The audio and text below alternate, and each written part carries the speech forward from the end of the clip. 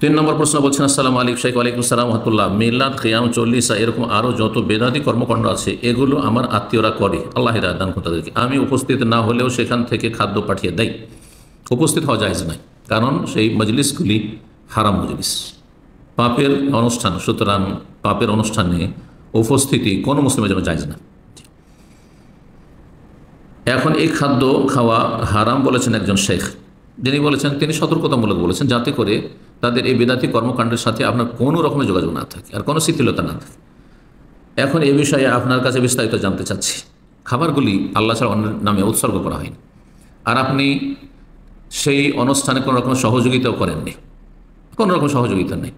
খাবার যখন পাঠিয়ে দিয়েছে, তো নবী সাল্লাল্লাহু আলাইহি ওয়াসাল্লাম যেহেতু হাদিস রয়েছে যে নাহা রাসূলুল্লাহ আন ইদাতিল মাল, সাহাবীরা বলছেন রাসূলুল্লাহ সাল্লাল্লাহু আলাইহি ওয়াসাল্লাম ধন সম্পদ নষ্ট করতে নিষেধ করেছেন, হয় নিজে খান না অন্যকে খাইয়ে দেন।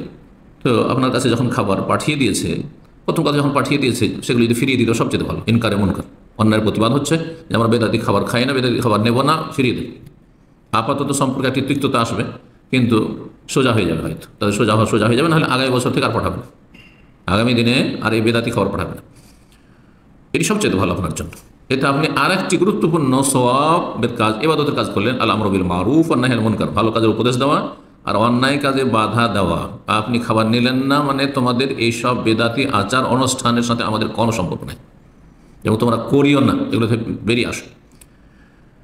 আর যদি দেখেন এতে ক্ষতির আশঙ্কা বেশি রয়েছে, আপনি দুর্বল, তারা বেশি শক্তিশালী, জুলুম অত্যাচার হতে পারে, আর বিভিন্ন রকমের সমস্যা হতে পারে, হ্যাঁ, পারিবারিক বা আত্মীয়র সাথে সমস্যা হতে পারে, অথবা সামাজিক সমস্যা হতে পারে, তাহলে সেই খাবারগুলি নিয়ে অন্যকে খাইয়ে দেবেন, না হলে নিজে খেয়ে নেবেন। জি, কিন্তু এইসব কর্মকাণ্ডের ওপর অবশ্যই ঘৃণা থাকতে হবে, অবশ্যই ঘৃণা থাকতে হবে। এইরকমই জন্মদিবস পালন করা, বিভিন্ন দিবস, হ্যাঁ, বিবাহ দিবস পালন করা, ম্যারেজ ডে, বার্থডে পালন করা, তাতে কেক কাটছে, সেখানে উপস্থিতি যায় না হারাম, কিন্তু সেগুলো যদি পাঠিয়ে দেয়, প্রথম কথা ফিরিয়ে দেন, এটা সবচেয়ে ভালো। আপনার ইমানে জোর আছে, আপনার ইমানের দাবি হচ্ছে যে আপনি নিজে আমল করবেন, অন্যকে দাওয়াত দেবেন। তো যদি আপনি ফেরত করে দিতে পারেন, রেজেক্ট, আমি নেব না তোমাদের খাবার, তো এটিতে তৃতীয় ওয়াতাওয়াসাবিল হক, এটি আছে আপনার মধ্যে, ইমান শক্তিশালী আছে।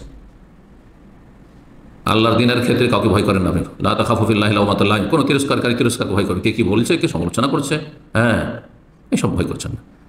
আর যদি তাদের দেখা যায় বেশি ক্ষতির আশঙ্কা রয়েছে, যেমনটা বললাম, তাহলে রেখে নিতে পারেন অন্তরের ঘৃণার সাথে, আর সেগুলো অন্যকে খাইয়ে দেবেন, গরিব মিসকিনকে, অথবা নিজেরা খেয়ে নেবেন। একজন চিকিৎসকের মতো কাজ করবেন আপনি।